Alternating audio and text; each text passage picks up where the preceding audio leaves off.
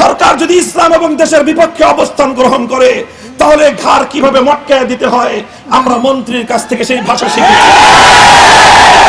আল্লাহ পাক রব্বুল আলামিন সরকারকে সুমতি দান করুন, দেশ স্থিতিশীল থাকুক এবং সকলে সম্মিলিতভাবে ইসলাম এবং দেশের পক্ষে আমরা ভূমিকা রাখি।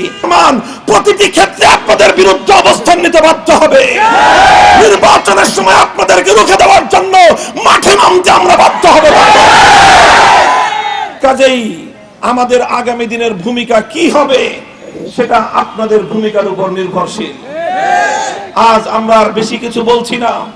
আমি আশা করব, আমরা প্রত্যাশা রাখব যে প্রকৃত অর্থে প্রধানমন্ত্রী অথবা সরকারের নীতি নির্ধারকরা এই পরিস্থিতি সম্পর্কে তারা সম্যক অবগত নয়। রাহমাতুল লিল আলামিনের সিরাত কনফারেন্স বন্ধ করে দেওয়া হয়েছে বাংলার মাটিতে। এদেশে খোদার গজব টেনে আনবার জন্য বাংলাদেশ বিরোধী একটি কুচক্রী মহল পায়তারা করছে। প্রধানমন্ত্রী, ওরা আপনার দুশমন, সরকারের দুশমন, ওরা বাংলাদেশের দুশমন। যারা আজকে কনফারেন্স বাতিল করবার পায়তারা করেছে ওরা বাংলাদেশের শত্রু, ওরা ইসলামের শত্রু, ওরা বাংলাদেশ সরকারের শত্রু, ওরা রাহমাতুল লিল আলামিনের শত্রু, ওরা আল্লাহর নবীর দুশমন। নবীর এই দুশমনদের হাত থেকে দেশকে রক্ষা করা, সরকারকে রক্ষা করা, উম্মতকে রক্ষা করা আমাদের ঈমানি দায়িত্ব। দায়িত্ব নিয়ে মাঠে নামবো ইনশাআল্লাহ। মাঠে নামবো, আমরা মাঠে নামবো। এটা এভাবেই আমরা ছেড়ে দিব মনে করলে ভুল করবেন।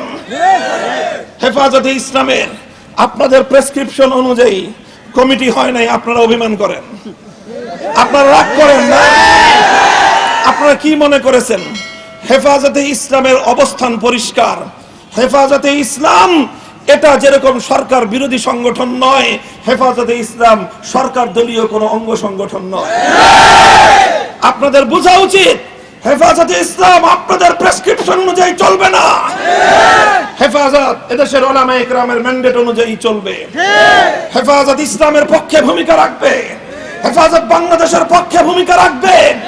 সরকার যদি দেশের পক্ষে থাকে সরকারকে সহযোগিতা করবে। তারা রাসূল সাল্লাল্লাহু আলাইহি ওয়াসাল্লামের জীবনী রচনা সহ বিভিন্ন সিরাত বিষয়ক প্রতিযোগিতা তারা অংশগ্রহণ করেছে। শিক্ষামূলক, গঠনমূলক এবং জাতীয় নৈতিক চরিত্রের এই অবক্ষয় রোধে রাসূল সাল্লাল্লাহু আলাইহি ওয়াসাল্লামের সিরাত চর্চার যে মহতি উদ্যোগ নিয়েছিলেন বন্ধুবর মুফতি সাখাওয়াত হোসেন রাজি সহ তার রাহমাতুল লিল আলামিন একটি সম্পূর্ণ সামাজিক এবং ধর্মীয় সংগঠন, সেই সংগঠনের এমন একটি উদ্যোগকে বানচাল করার এই দুঃসাহস কিভাবে তারা করতে পারলো, এটা আমরা জাতির কাছে বিচার দিলাম। এ জাতি বিচার করবে। সরকার যদি মনে করে থাকে এভাবে আল্লাহর রাসূলের বিরুদ্ধে অবস্থান নিয়ে সিরাতুন নবী কনফারেন্সকে বানচাল করে দিয়ে তারা ভালো সময় পার করবে, এটা কোশ্চিন কেন হতে পারে না।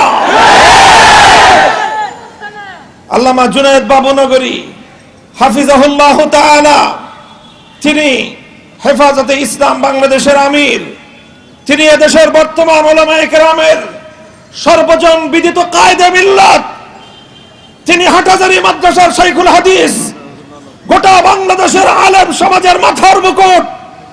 আজকে তার বিরুদ্ধে যে ব্যবস্থাগুলো গ্রহণ করা হচ্ছে এটাকে আমি প্রশাসনের অতি উৎসাহী এবং প্রহসনমূলক ব্যবস্থা বলে আমরা বিবেচনা করছি।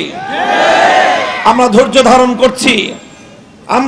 ধারণ করছি, কারণ আমরা কোনো সংঘাতে জড়াতে চাই না, আমরা লড়াই চাই না, আমরা সংঘাত চাই না। আমরা শান্তিপূর্ণভাবেই আমাদের কথাগুলো জাতির সামনে তুলে ধরতে চাই। কিন্তু এভাবেই যদি আমাদের শান্তিপূর্ণ প্রতিটি ধর্মীয় কার্যকলাপকে বাধা দেওয়ার চেষ্টা করা হয় তাহলে রাজপথে প্রতিবাদের আগুন জ্বলবে, সে আগুন আপনাদের কাছে থাকবে না। সংগ্রামী সাথী ও বন্ধুগণ, এটা আমরা স্পষ্টভাবে ব্যক্ত করছি, স্পষ্টভাবে আমরা এটা অনুভব করছি যে আজকে ভাস্কর্যকে কেন্দ্র করে দেশের মধ্যে নতুন আরেক অরাজকতা তৈরি করার পায়তারা চলছে। বঙ্গবন্ধু মরহুম শেখ মুজিবুর রহমান তার প্রতি জাতীয় নেতা হিসেবে আমাদের পরিপূর্ণ শ্রদ্ধা রয়েছে।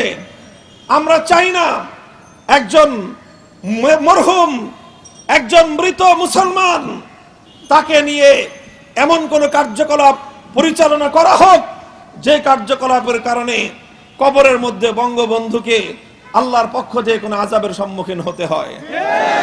স্পষ্ট হাদিসের মধ্যে আল্লাহর নবী ইরশাদ করেছেন, ইন্নাল মাইয়িতা লা ইউআযাবু বিবুকাইল হাইয়্যি আলাইহি। জীবিত ব্যক্তিদের অপকর্মের কারণে মৃত ব্যক্তিকে নিয়ে শরীয়ত গর্হিত কোন কার্যকলাপ যদি তার জীবিত উত্তরসূরিরা করে, তাহলে এজন্য কবরের মধ্যে মৃত ব্যক্তিকে আযাবের সম্মুখীন হতে হয়।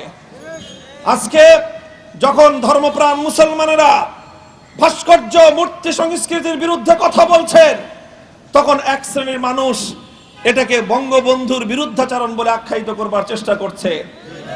আমরা বলতে চাই, এটা বঙ্গবন্ধু বলে কথা নয়, এটা বঙ্গবন্ধুর বিরুদ্ধে কথা নয়, এটা হলো মূর্তি এবং ভাস্কর্যের বিরুদ্ধে কথা।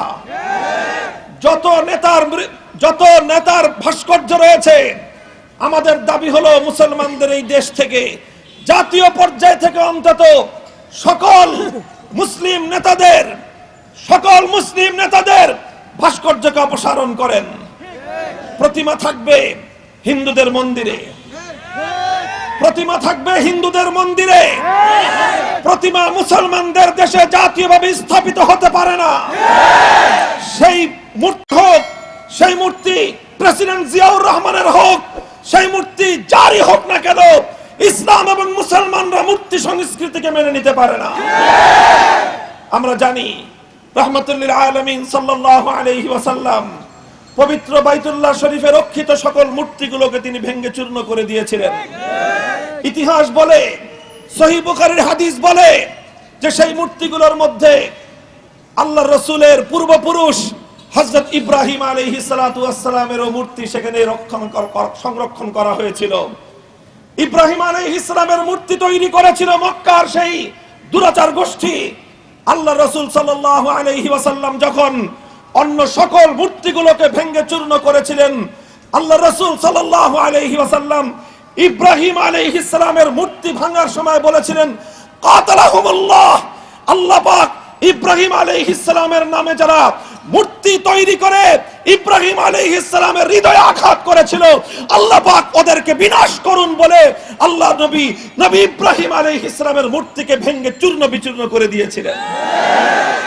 মাননীয় প্রধানমন্ত্রী, আপনার কাছে আমার প্রশ্ন, রাসূল সাল্লাল্লাহু আলাইহি ওয়াসাল্লাম তার বাবা, তার পূর্বপুরুষ ইব্রাহিম আলাইহিস সালামের মূর্তি ভেঙেছিলেন, আপনি আপনার বাবার মূর্তি ভাঙবেন না, বানাবেন?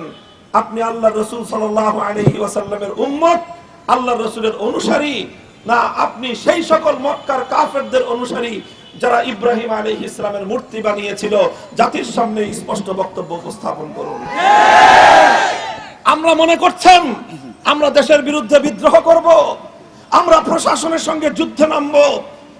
আমরা সেই পর্যায়ে হয়তো যাব না, কিন্তু মনে রাখবেন, যদি এভাবেই ধর্মপ্রাণ মুসলমানদের তাদের আবেগ অনুভূতি ইসলামের অকাট্য বিধানকে উপেক্ষা করে আপনারা এভাবেই যদি একটার পরে একটা ইসলাম বিরোধী কার্যকলাপ পরিচালনা করতে থাকেন, আপনাদের সাথে এদেশের ধর্মপ্রাণ মুসলমানদের স্থায়ী বৈরিতার সম্পর্ক তৈরি হবে, স্থায়ী বৈরিতার সম্পর্ক তৈরি হবে। সরকার যদি ইসলাম এবং দেশের বিপক্ষে অবস্থান গ্রহণ করে, তাহলে ঘাড় কিভাবে মটকায় দিতে হয় আমরা মন্ত্রীর কাছ থেকে সেই ভাষা শিখেছি।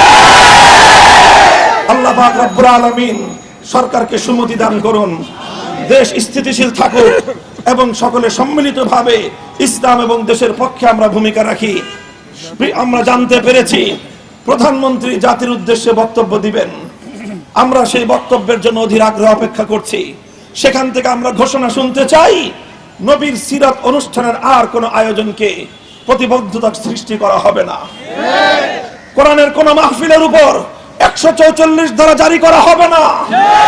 আমির হেফাজত শাইখুল হাদিস আল্লামা জুনায়েদ বাবুনগরীর কোন ধর্মীয় অনুষ্ঠানকে বাধা দেওয়া হবে না। এই ঘোষণা আমরা প্রধানমন্ত্রীর কাছ থেকে শুনতে চাই।